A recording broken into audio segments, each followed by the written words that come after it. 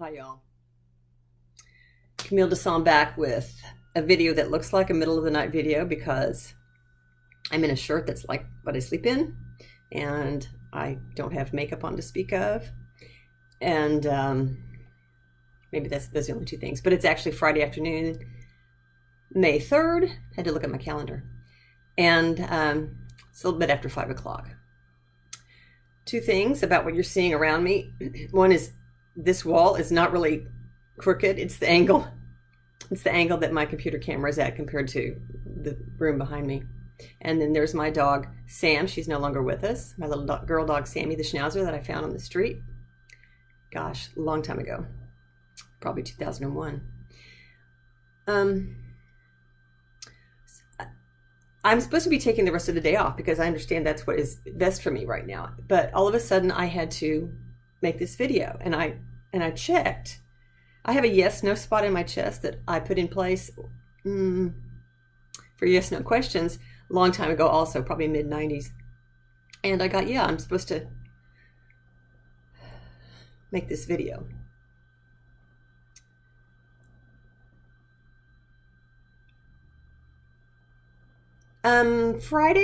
Thursday, I went to the orthopedic oncologist to find out what's going on with my hip structure. I have a fracture in the left hemipelvis. It's the back, big part of the bone, big bone. And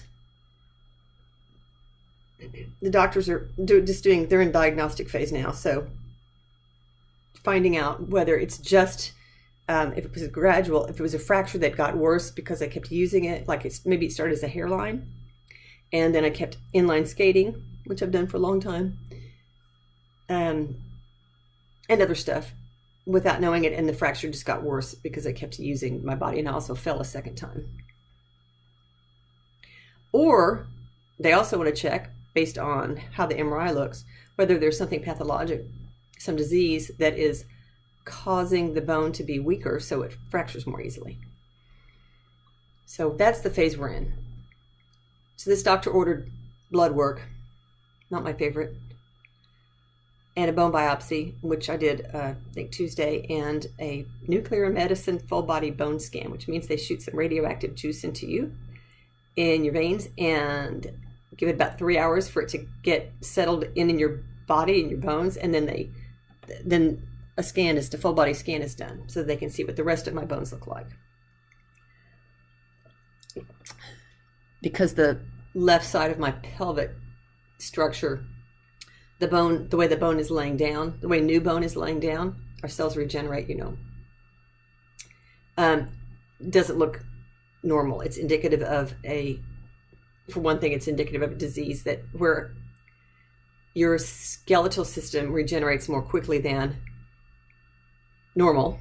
Normal's about once every 15 years you have a new skeleton. It's pretty cool. But in Paget's disease, new bone is laid down, new bone cells are laid down before the old ones that are being replaced can get out of the way, basically, before your body can absorb those and reuse those.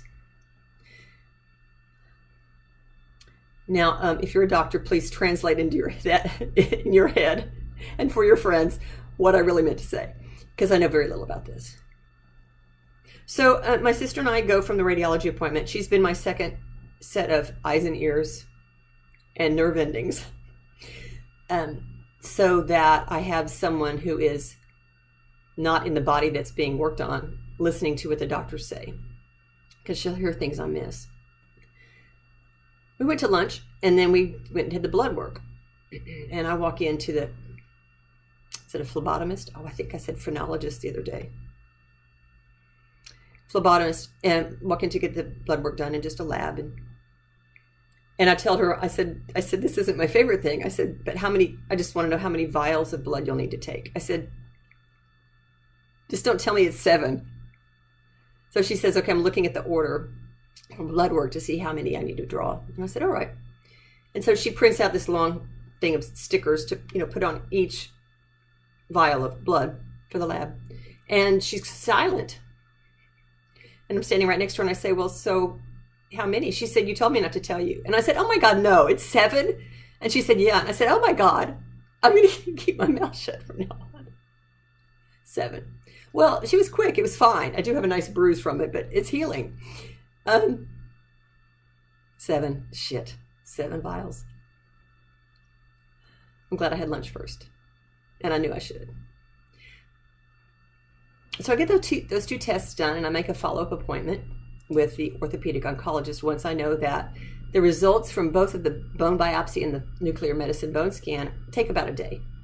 So knowing that it's that quick, I call right then to make an appointment, and I get an appointment for 3 weeks from now. And I'm thinking, that the orthopedic surgeon and the orthopedic oncologist both indicated we need to hurry in case there's any need for hurry. We want to find out quickly if there's any need for us to act quickly, right? And if not, fine. And I'm thinking 3 weeks, crap. So I find out that, yeah, if someone sees something that looks like more time is, I should see him sooner, that they'll let the doctor know. Now, I'm going to take just a moment and turn off the AC unit so it doesn't come on and make noise at us in a minute.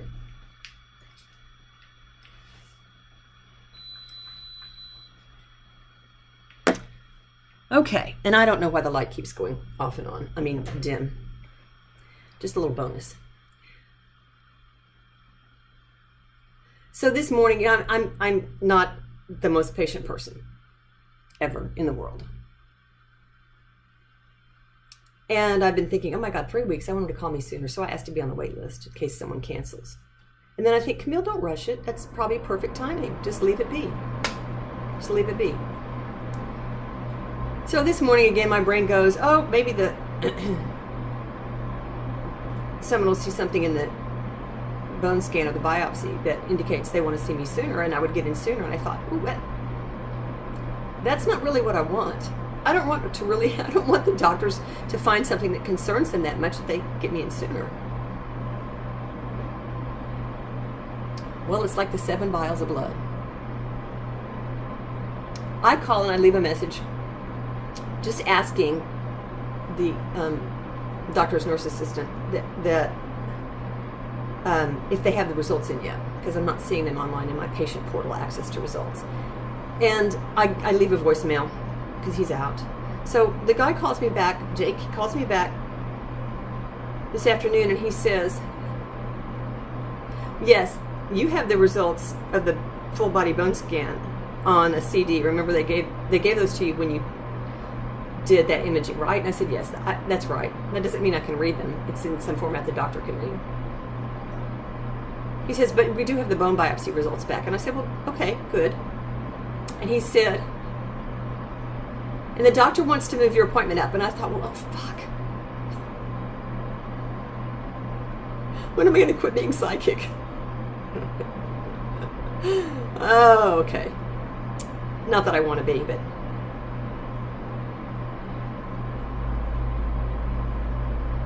So I'm scared. I'm scared is the upshot of this. And I just watched the Brene Brown TED Talk I just watched Brene Brown's TED Talk. I wanted to word it in a way that gives her the credit that is hers. The TED Talk about vulnerability and shame. And there's a little 2-minute intro video that I didn't realize was there that I saw first. I thought it was the long video. It's just a little intro. I'm like literally 20 seconds into this intro video, and I get something I really need. But just for a moment, let's go back to what the orthopedic oncologist nurse said. And he said, the doctor saw something in the results that concerns him because it could be cancerous.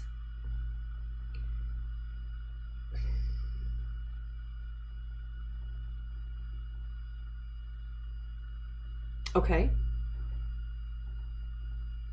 I go a little numb, but I can feel this little something underneath that feels like fear. And I think that's normal. That'd probably be abnormal if that wasn't there. So the nurse sets the appointment for the next available time, which is Monday. They had an opening. This is Friday afternoon. I think they would have got me in afternoon if they were open. They're not open Friday afternoons. That's me catastrophizing possibly. So I'm going Monday, see what's what. And it takes me maybe 10, maybe 15 minutes to start getting scared. All right, so I'm scared. And I call a friend of mine, and he says, the doctor could be ultra conservative and just being really cautious about this. And I said, well, okay, I like that version. I'll take that. And then I think of Sue Thomas, who I met at Kyle Cease's entrepreneurial revolution in Hawaii last month. And Sue, a friend of Sue's, woman she knows, just came up with a serious health issue, and Sue wanted to help the woman learn how to eat really healthily, vegan or vegetarian, or at least a really healthy diet to improve her diet. And I thought, why don't I call Sue and just give her a heads up and say, hey, if I need you, please come teach me how to do this. But I understood, don't call yet, just wait. So I go and watch the Brene Brown video, and like I said, 18-20 seconds in, she says, we want to make and this is not a great thing to do. Here's what she says we do that's not a great thing. We want to make the uncertain certain. And I thought, God, that was worth all 18 seconds to get to it. I'm kidding. It was exactly what I needed to see right then. In the face of uncertainty, I wanted to button down and get prepared, everything that I could. And that's okay. It really is. I'm living with a lot of uncertainty now, which is also okay, but I find uncomfortable enough of the time that I wish I had more things certain. I don't know where I'm going to be living next month, because I rented an Airbnb for 2 months because I knew I wanted to be flexible. Because I didn't know what would come out of the business seminar or the meditation seminar that I'm planning to go to, in just under 2 weeks. I didn't know what business opportunities or what other opportunities would come up, and I'm willing to move somewhere else, like to some other city. I wanted to remain flexible. Not only did I want to, but I knew it was the way for me to be right now. I know I'm looking up there a lot. That's what happens when I'm like waiting for the next words to come.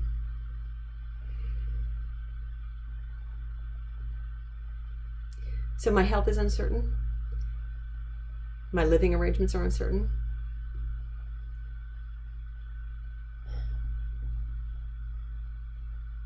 My work is uncertain. I have a new website coming out Monday for a new business I developed starting in, December, I guess.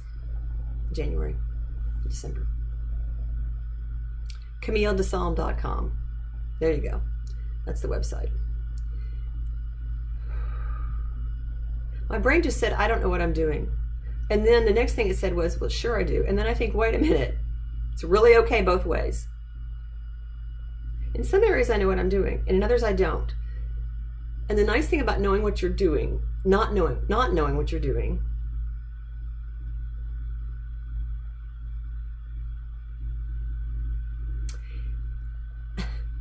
is all these options that you might not have considered if you knew what you were doing 5 steps down the road.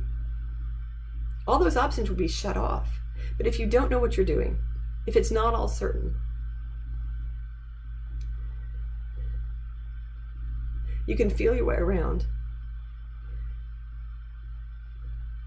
And maybe you can stand to wait a little bit until you feel just the right thing.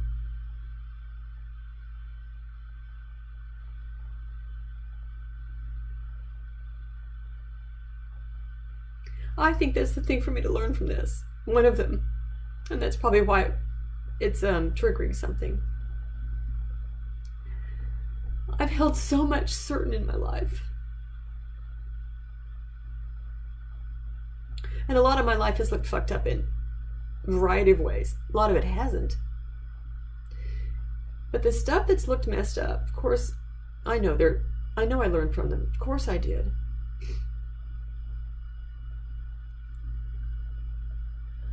And I'm grateful for a lot of those experiences.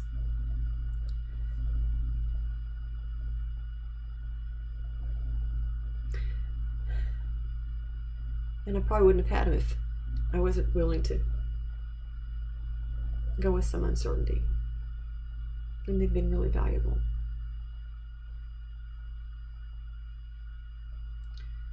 So have the things that have been more certain and have worked out well for me. Really valuable.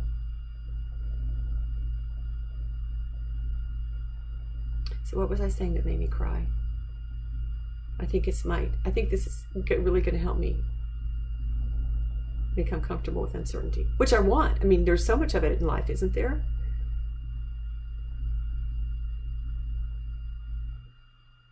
So to be comfortable with it would be a real blessing and bonus.